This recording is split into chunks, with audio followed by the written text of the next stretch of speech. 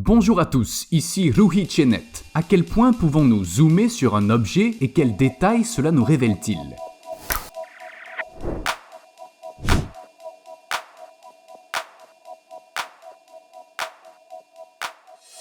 Voici le Sniper Lens, l'objectif de sniper, dont la fonction est aussi unique que sa forme. Nous ne l'utilisons pas souvent dans nos prises de vue car elle nécessite des conditions d'utilisation très spécifiques. Comme les valeurs f sont très élevées sur une image en macro, de nombreuses sources de lumière sont indispensables. Il y a même un anneau lumineux devant l'objectif. Cela nous permet d'aller là où il est normalement impossible de s'infiltrer et filmer sous différents angles, comme l'intérieur d'un saumon norvégien.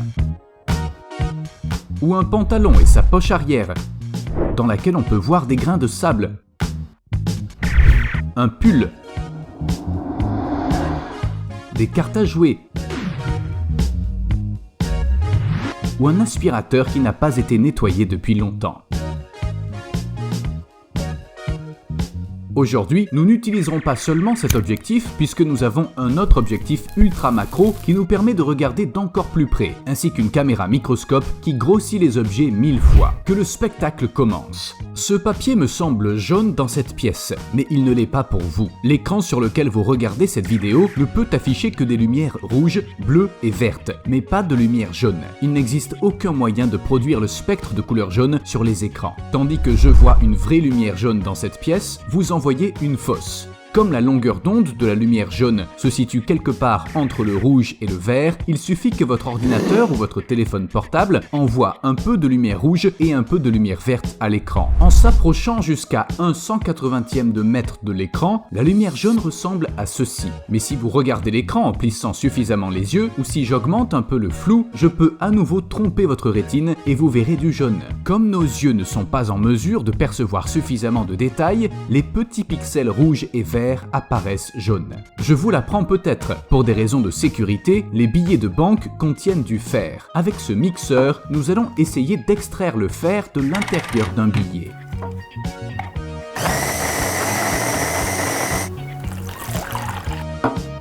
Quand je rapproche l'aimant, le fer décomposé qu'il contient est attiré. Il existe de nombreux autres indices permettant de comprendre si un billet d'$1 est vrai ou faux. Si nous grattons George Washington avec le doigt, on peut entendre un son particulier. Nous sentons une texture plus épaisse. En outre, j'ai du papier ordinaire. En traçant une ligne, je vois que la peinture ne s'étale pas de manière égale. Le début de la ligne est plus dense. Si je fais la même chose sur le billet, la peinture s'étale de manière égale. En nous approchant du dollar, nous constatons que les lignes qui y figurent ne sont pas parfaitement nettes. L'encre est dispersée, 75% coton, 25% lin. Selon la Réserve fédérale américaine, la durée de vie moyenne d'un billet d'$1 usagé est de 6 ans et demi, en raison de l'usure et des déchirures. Puisque nous avons un marqueur, examinons-le de plus près. La peinture verte à l'extrémité du marqueur est visible à l'échelle macroscopique. Le bout d'un stylo est constitué d'une bille, et lorsque le stylo touche le papier, la bille frotte contre l'encre et peint le papier en tournant sur elle-même. À l'échelle macroscopique, les objets du quotidien sont très différents de l'idée que nous nous en faisons. Quant au pain, sa structure en forme de paysage lunaire ressemble à ça de près. Mais que se passe-t-il s'il moisit ? Parfois, on arrache les parties vertes d'un pain moisi et on mange les parties intactes. Mais même si elles sont partiellement vertes, chaque partie de ces tranches de pain de mie est moisie, aucune n'est épargnée. La moisissure est en fait un champignon qui se développe rapidement sur tout le pain. On peut penser à la structure fongique filamenteuse longue et ramifiée appelée hyphe, invisible à l'œil nu comme la toile de la moisissure. Bien que nous ne puissions pas le voir, la propagation des spores de champignons de moisissure à l'ensemble du sachet de pain ne prend que quelques heures. Voici un sachet de thé aromatisé à l'églantier et sa dissolution dans l'eau bouillante.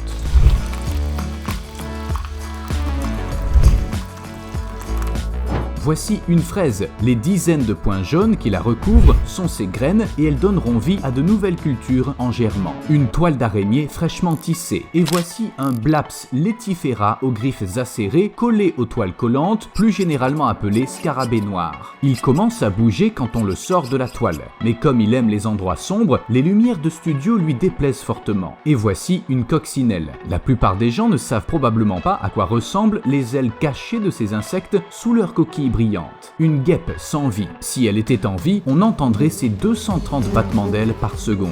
On voit ses poils, cheveux, cils et moustaches. Les abeilles ont des yeux composés. Il s'agit d'une structure alvéolaire composée de milliers d'yeux. Nous savons qu'il s'agit d'une femelle grâce à son aiguillon. Seules les femelles en ont un. Les abeilles dites mellifères meurent généralement après avoir piqué des créatures telles que les humains, car la peau des mammifères est beaucoup plus épaisse et multicouche que celle des invertébrés comme les insectes. Bien que l'abeille tente de retirer l'aiguillon, elle n'y parvient pas. Du fait de la force exercée, l'aiguille arrache les organes internes et l'abeille meurt. Nous voici au chapitre final. J'ai une caméra pour microscope avec un zoom x 1000. Commençons par un gros plan x 50. Vous pouvez voir les motifs sur ce pantalon. Je vais me rapprocher encore plus, de x50 à x1000 maintenant. Vous pouvez voir les motifs séparément dans une taille énorme. Voici à quoi ressemble vraiment le pantalon. Un pull en zoom x50. Je vais maintenant m'approcher 20 fois plus près. Le zoom est à x1000 maintenant. Le pull ressemble à une boule de poil. Et voici un t-shirt principalement en coton. Regardons mes pommes avec un zoom x50. Vous pouvez voir chaque détail. Rapprochons-nous 20 fois plus. Je vais à présent me laver les mains pendant 20 secondes, je me demande si on verra de la saleté après. Voici ma pomme après lavage. La même saleté est toujours là, c'est incroyable. Nous portons des petites saletés invisibles partout, elles font partie de notre vie. Regardons mes cheveux, je vais commencer par un zoom x50. Les mèches individuelles sont comme des câbles et les cheveux sont comme une pile de câbles. Regardons la barbe. Intéressant, elle est comme les cheveux.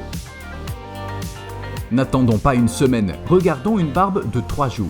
On peut voir que les bords sont nets. Elle semblerait peut-être plus douce si elle était plus vieille. Je vais me raser de près maintenant. Voit-on quelque chose après un rasage de près? Je pensais m'en être débarrassé, mais comme c'est très détaillé, on dirait que j'ai besoin d'un autre rasage. Et les bords ont l'air encore plus nets maintenant. Et voici le moment où une goutte de sueur se forme dans ma main pendant un long tournage.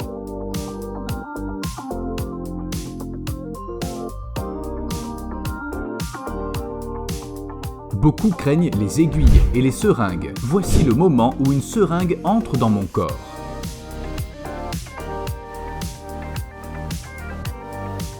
Nous avons observé des objets de la vie quotidienne sous des angles différents. Le monde est bien différent à macro-échelle. Nous arrivons à la fin d'une expérience personnelle et nous continuerons à vous présenter des perspectives inédites avec les vidéos et documentaires que nous avons tournés au Japon, au Pakistan, en Yakoutie ou au Burundi. Merci d'avoir regardé cette vidéo. Je m'appelle Ruhi Chenet.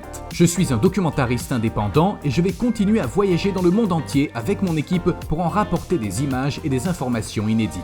Les sujets que nous traitons sont pour la plupart assez inhabituels, ce qui implique un long processus créatif et nécessite un certain budget. Si vous souhaitez soutenir Ruhi Chenet Media dans nos frais de voyage et de production, nous avons activé le bouton rejoindre sur notre chaîne YouTube. Vous pouvez cliquer sur le lien soutenir la chaîne dans la description pour voir les options. Vous pourrez ensuite sélectionner l'option de votre choix pour apporter votre soutien généreux au projet de Ruhi Chenet Media. Cela nous aidera à continuer à créer des documentaires indépendants sur des thèmes peu souvent abordés en tâchant de toujours améliorer leur qualité de production. Merci de votre soutien. Ruhi Chenet était sur place.